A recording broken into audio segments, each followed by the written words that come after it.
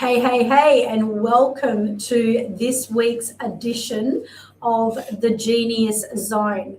Now, when you talk about turning pain into power, believe you me, this is definitely a reclamation. This is a place and a space where, in this broadcast, you are going to learn how to turn victimhood into victory. So, we're all about turning pain to power. I want to introduce, with absolute honor and pleasure, Staci Wells, this beautiful coach who's been through so much in her life, who has followed alongside of people like John Assaraf and Rhonda Burns in The Secret. And you would be the best person to speak about when it comes to bringing people out of whatever fear they've been locked into and negative relationship, and bringing them out into their space and place of power. So welcome aboard, Staci. Thank you. Thank you for having me, Terry. And I guess, kicking off with the authentic story of 40 years of domestic violence. Wow. That is a long time to endure that. Can you talk me through what that looked like and how that shaped your life? Well, I was brought up with a very controlling mother that thought that everything was her way or no way, and following following in her footsteps. And I knew that something wasn't that didn't feel quite right to me, but I never knew what it was. And I had grown up with a sibling that was treated very different than I was. And as I've grown to learn, the pattern was with her mother, was with my mother's mother, and the relationship between her and her sisters, very similar to the relationship between myself and my brother. But I was always filled with a lot of shame, like that I wasn't supposed to do do this or behave this way. And I just always, I guess the biggest emotion that I felt through all this was shame, and then also fear, that she put a lot of fear in me, that if I didn't act or behave exactly as she wanted me to behave, that there was always consequences, and that I didn't really have a voice to speak on or wasn't allowed to make my own decisions. And Mm. once I, grew up in that environment, at that time, that was all I knew. And so then I ended up marrying someone soon after college that basically treated me the same way my mother did. Wow. And that, as I've learned through therapy, in later years, that once you get caught in a trap of domestic violence, it's a cycle. And so it's a cycle that there's violence, and then there's always a period of, I guess, joy or, happiness, that they create this false sense so that you think, oh, it's going to get better, and you don't want to leave. And then it goes right back into the violent cycle again, and being, feeling all that shame and that fear all over. Wow. Yeah. Look, I absolutely am hearing some big themes here going on. Firstly, I feel like family patterns do repeat. Like they say, history doesn't repeat. Well, I completely beg to differ in this role, because I'm watching, like, even the relationship. Like, I am blessed in as much that I did not grow up in that same kind of scenario. But there is no such thing as perfect families, and anybody that tries to say that is they need to either check their pulse, or they're going to have a nose from here to Timbuktu. They often call Pinocchio from telling too many lies, because in our family, it was a good family, but I can see very, very like similar patterns from the generation that I am to the generation that has gone before.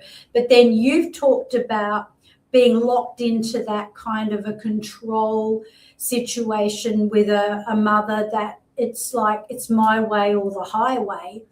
And later on, we're going to go into manifestation. So the manifestation process, people are going to learn from you how they can actually transmute that pain to power.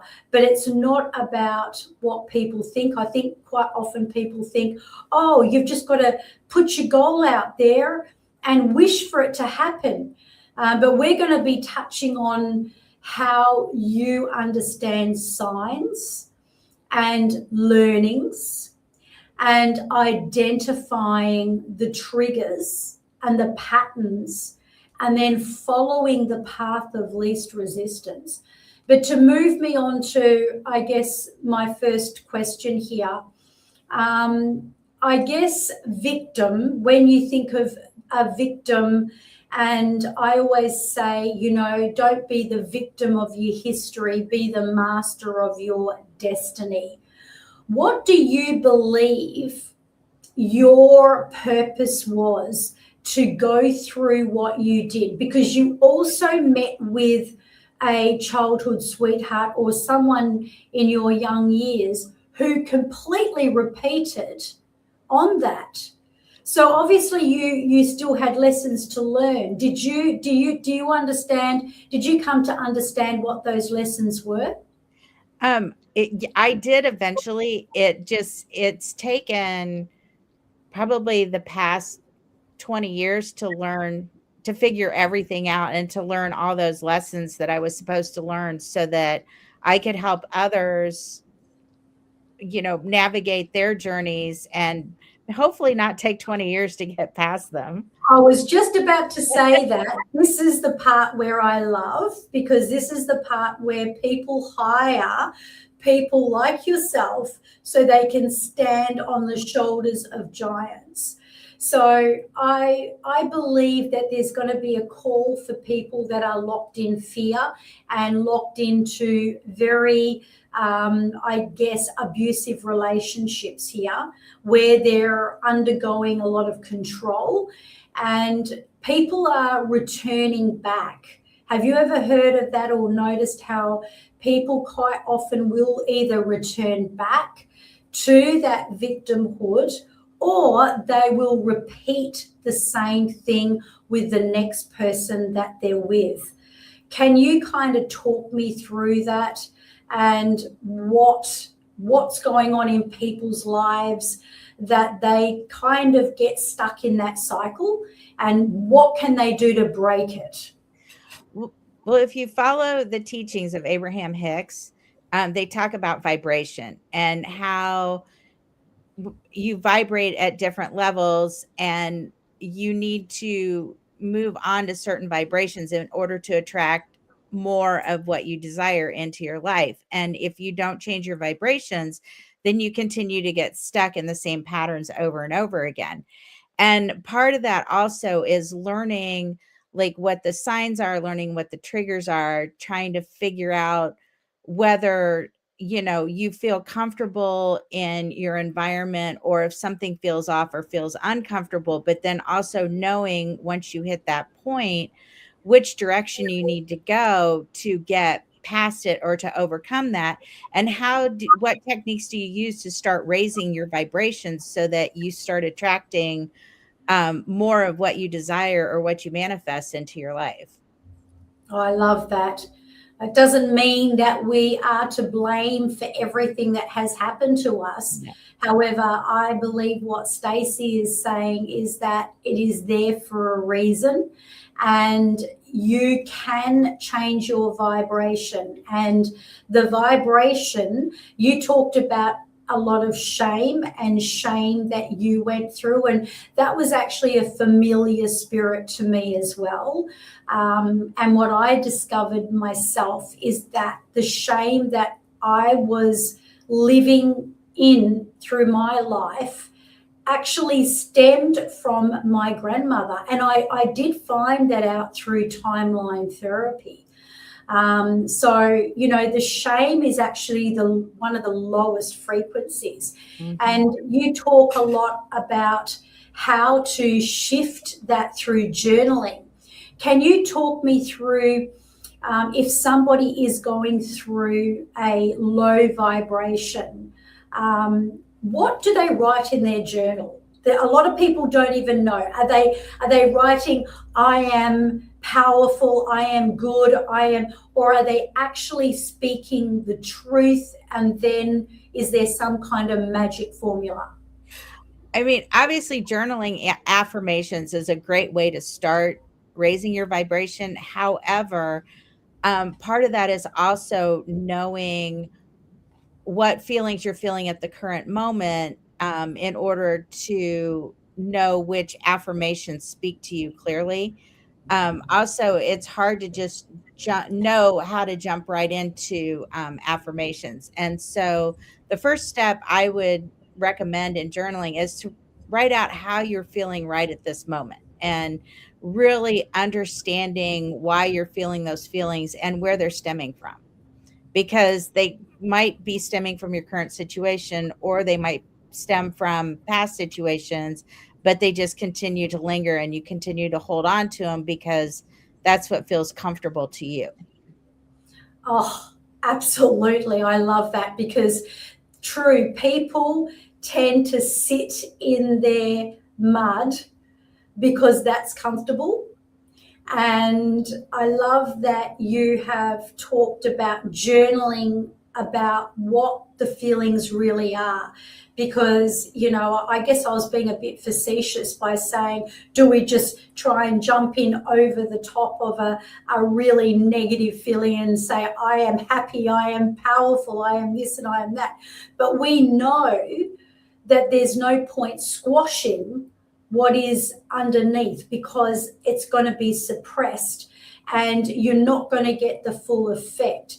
So you're a very strong advocate on identifying these triggers. So what are the kind of questions a person can ask themselves when they're going through something in their life and they really have to kind of, I guess, well, they don't have to.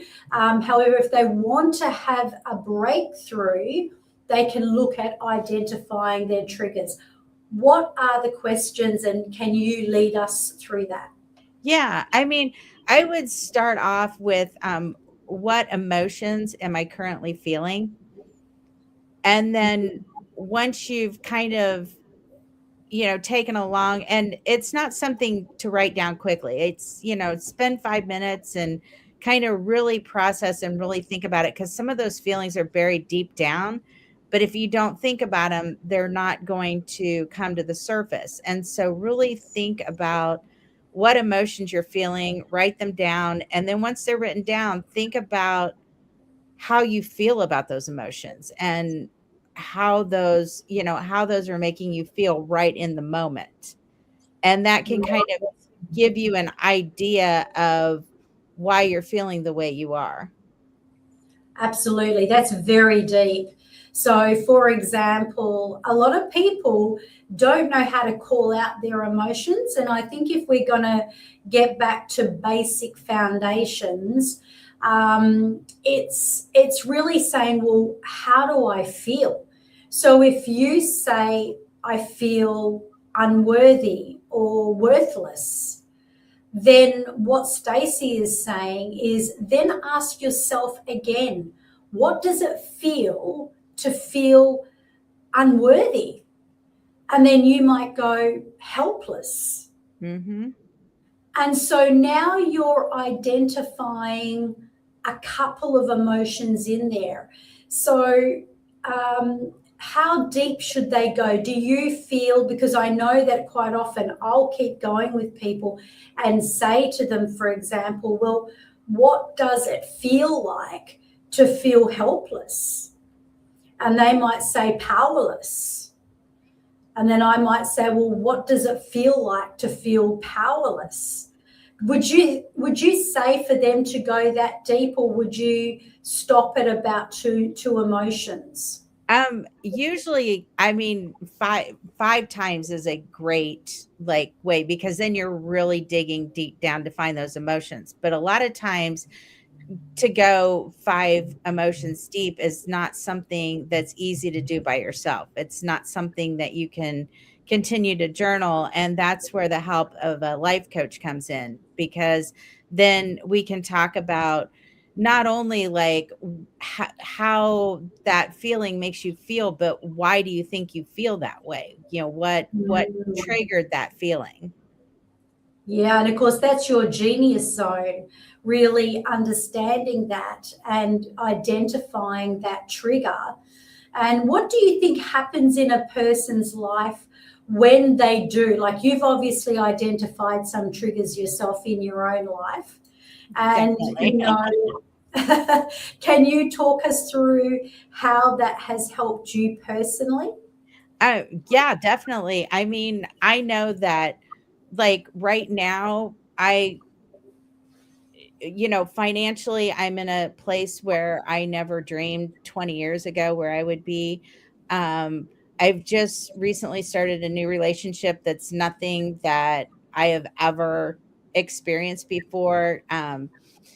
It's Wow. just, life, my wellness plan, like where I used to say, oh, I think I'll start this exercise routine, or I'll start this, healthy eating plan, and then you do it for a couple days, and then those old emotions kick in, and all of a sudden with me it was emotional eating, or it was that feeling of being tired and depressed, when I really wasn't tired and depressed. I was just frustrated and couldn't figure out why I wasn't motivated to reach my goals, and all of that plays a part in things. And until I understood what was holding me back from achieving all these things, I really needed to deep dive and really figure out what that looked like in order to move forward and to raise my vibration.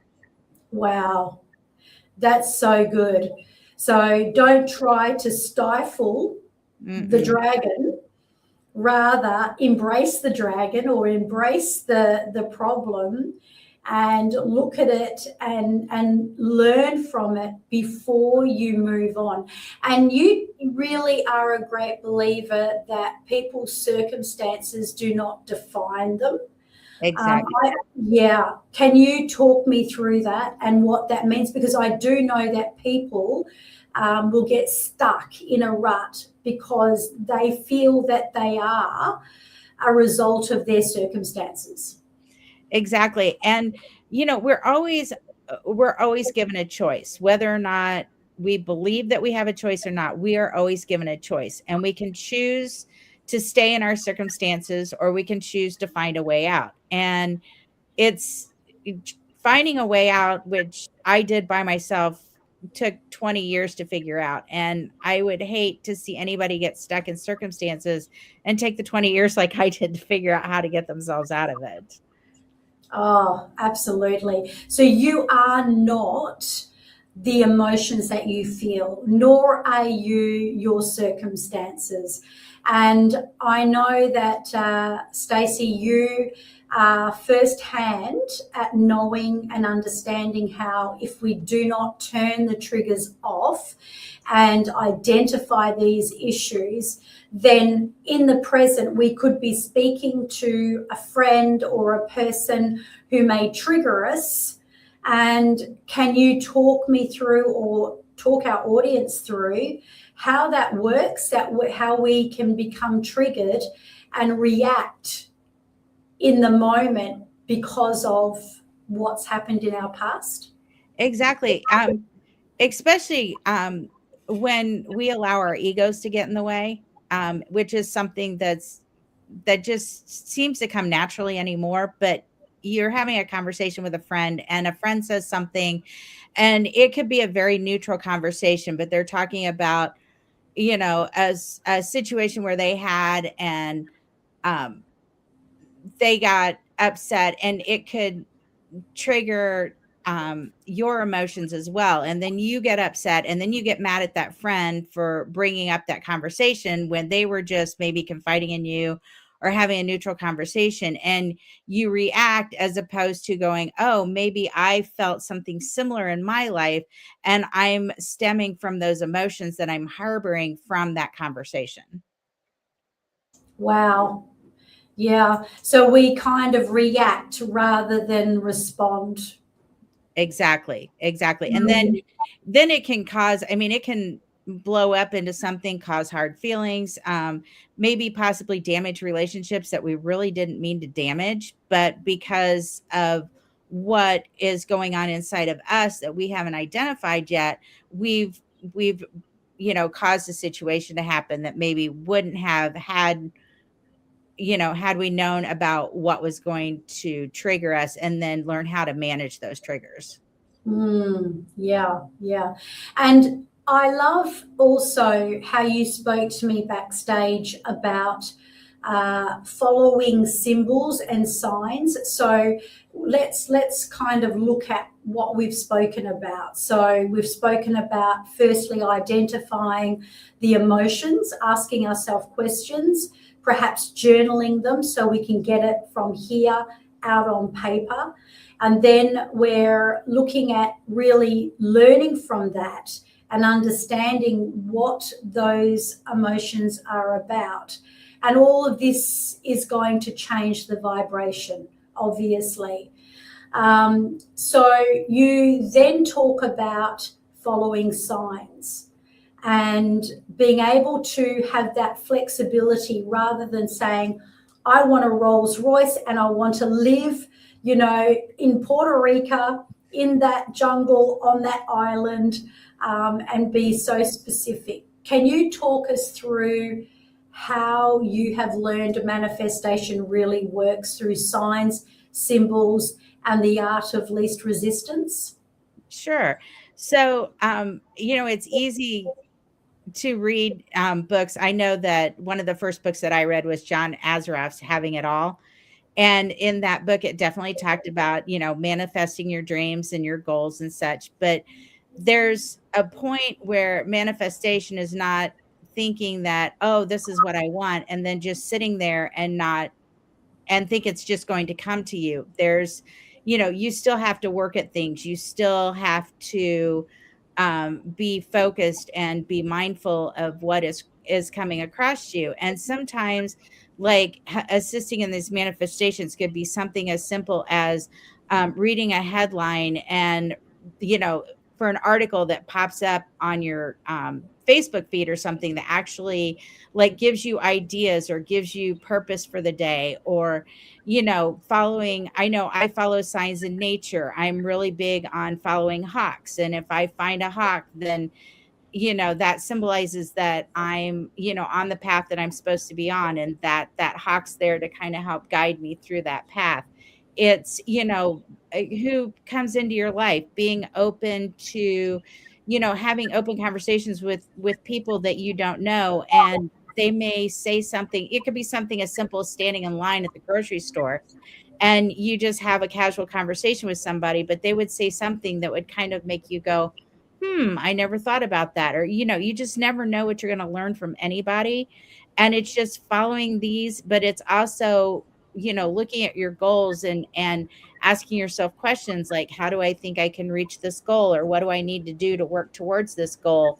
Yes. And then all of the signs, as you start working on that and start journaling that, the signs then kind of find a way um, into your universe so that you can start listening to them and paying attention.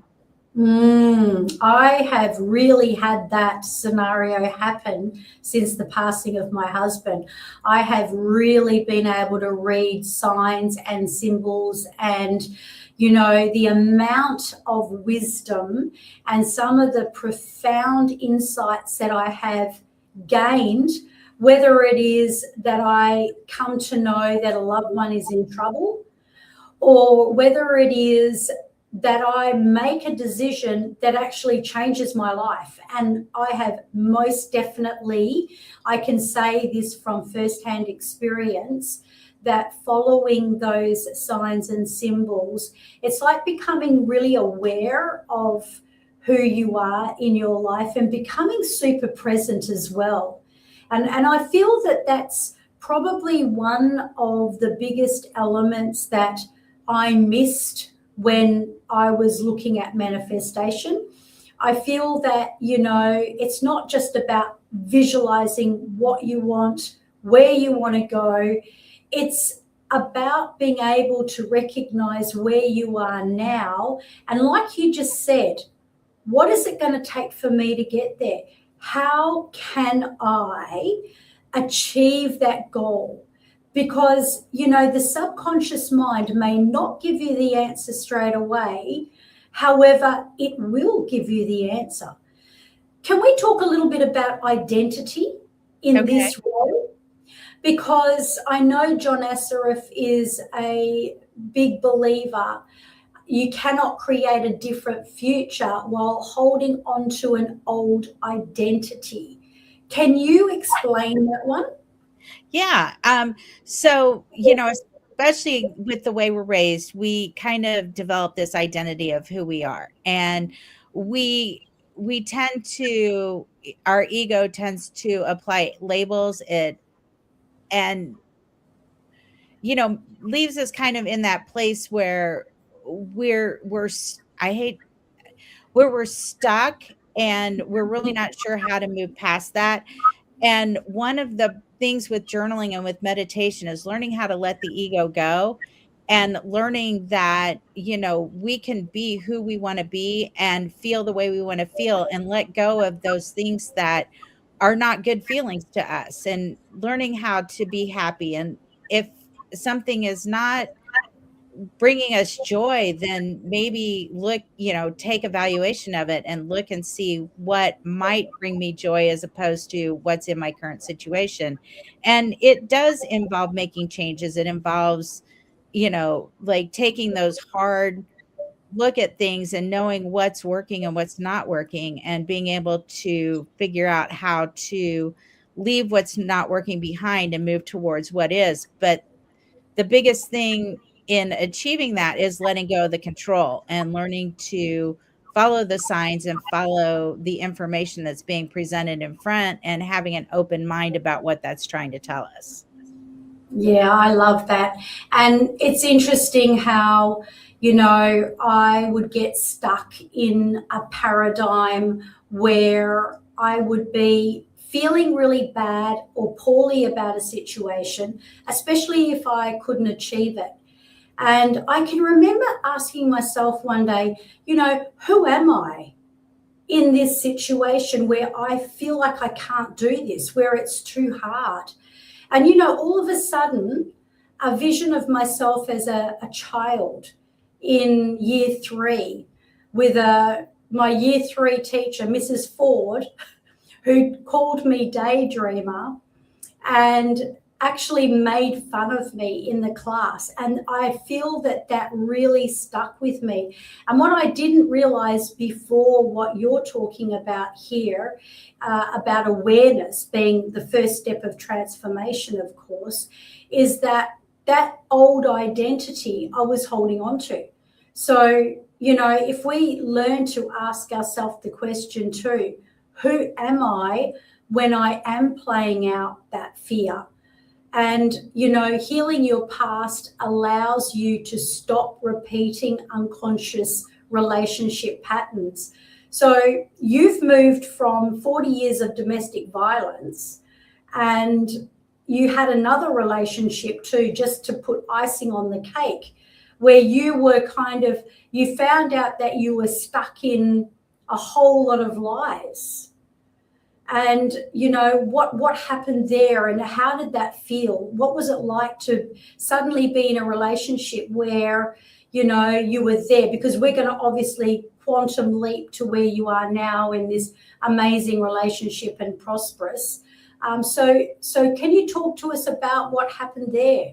Yeah. So I had reconnected with someone that I had dated in the past. And instead of, I guess, taking the time, it had been 20, 30 years since we had dated, because this was before I had gotten married, and thinking that, oh, we're just going to pick up where we left off, which was a poor decision on my part in the beginning, but that was kind of the way it was. It turned out that this individual had a severe drug and alcohol problem and continued to hide it from me for years in this relationship. And then the relationship just turned into a life full of lies and deceit. And, that whole, this person had a whole other life that was being hidden from me. And it caused a lot of frustration, not knowing like what was going on, or not really fully understanding what was going on. And I think a lot of the reason why I was kind of overlooking some of those signs was because I was working so hard to work through the other part of my journey, with, my career and my wellness, and working on those aspects of things. And the relationship started to become second nature. And Mm. it, because I was ignoring the signs that it was telling me, I started to feel defeated, and I started to feel like all the work that I had done to move past these situations, was all for nothing, and not realizing that that biggest trigger that I needed to overcome was not allowing the people to be who they are in their place.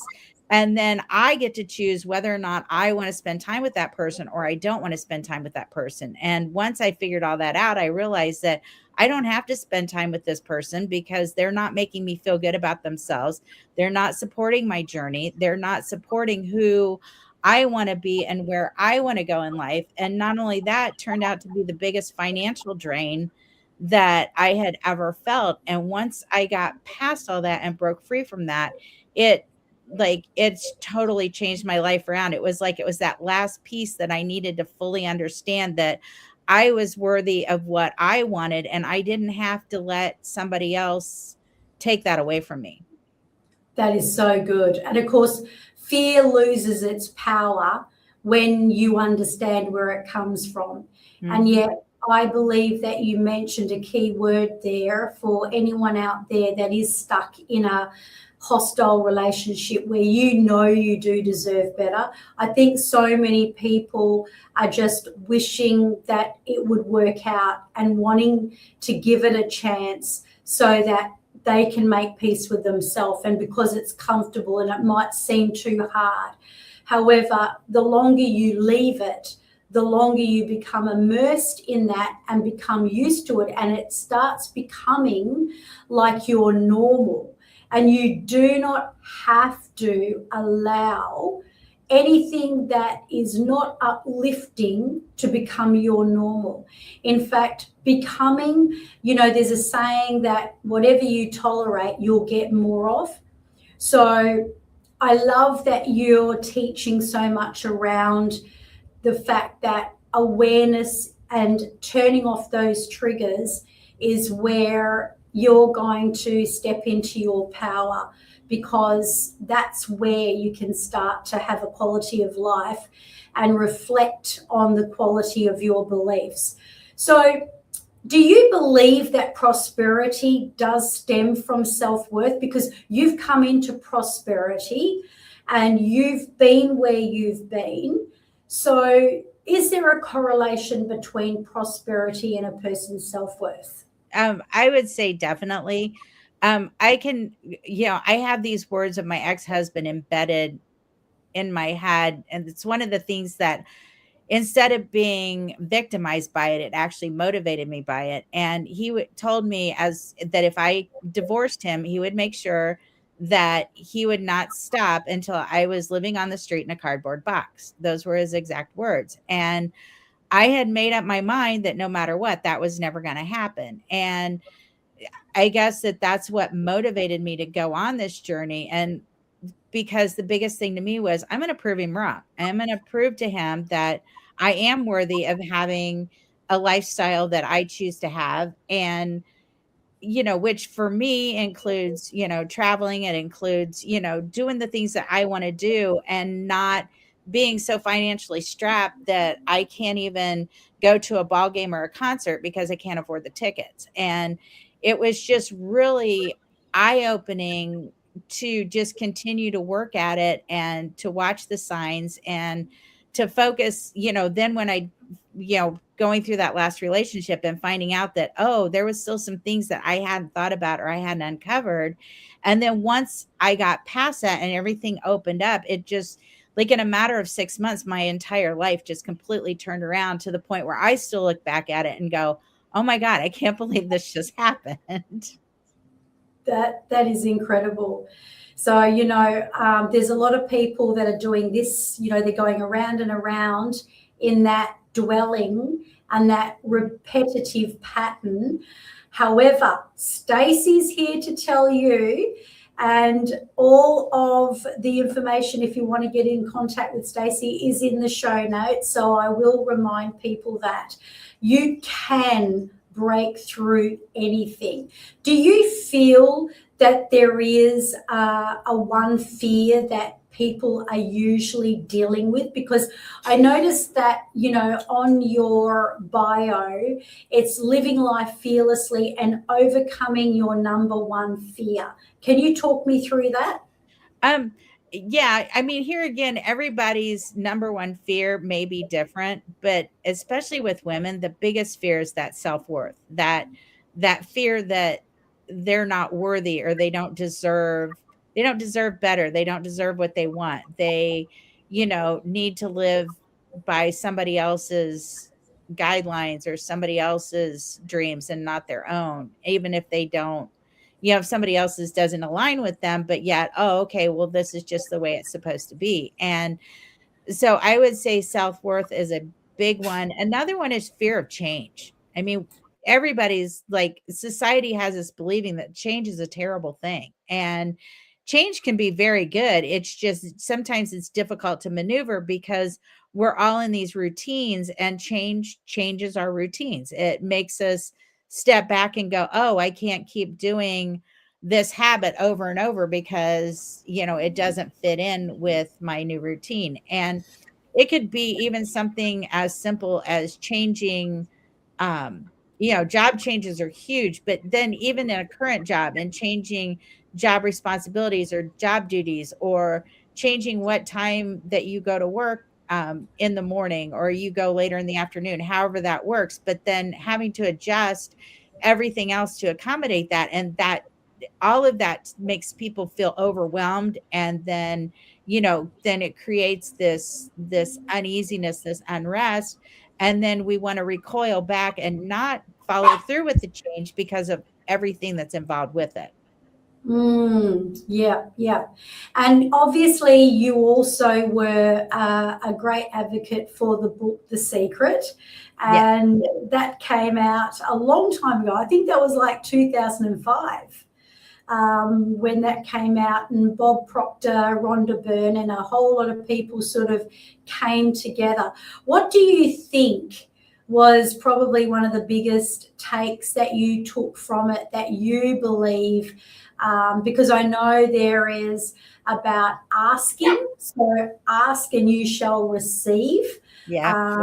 Or your intention, I intend to attract healthy, loving relationships, or belief.